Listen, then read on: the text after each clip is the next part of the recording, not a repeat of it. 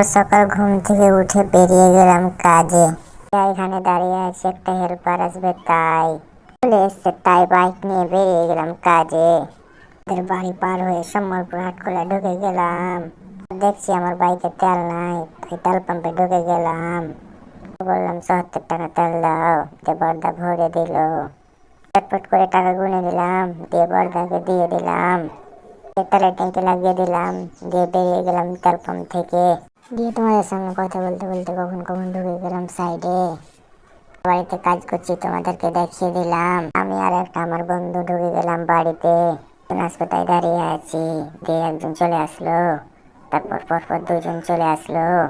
তার dress change করে নিলাম, দিয়ে আমার ড্রেস চেঞ্জ করা হয়ে গিয়েছে। তোমরা কেমন লাগছে কমেন্ট করে বলো। সবাই মিলে খেলামও করে নিলাম। ছোট বাচ্চার থেকে গার্লফ্রেন্ডকে SMS করছে, তাই মোবাইল টিপছে। তারপর বলে পানি মেরে দিলাম, পাট করে পানি মারা হয়ে গেল। পুণ্য দিয়ে একটু খেলামও করে নিলাম, দিয়ে হাতে তসলা দিয়ে মাল মারতে ফিরে গেলাম। গাড়িটা ছেড়ে গোসল করে নিলাম, গোসল টোসল করে প্যান্ট শার্ট পরে নিলাম।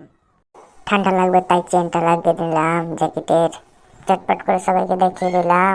দেখছি এখানে টনিদা জিভা দেখাচ্ছে। প্যান্ট শার্ট পরার পর বেরিয়ে গেলাম বাড়ি। তাড়াতাড়ি বাইকে চড়ে নিলাম।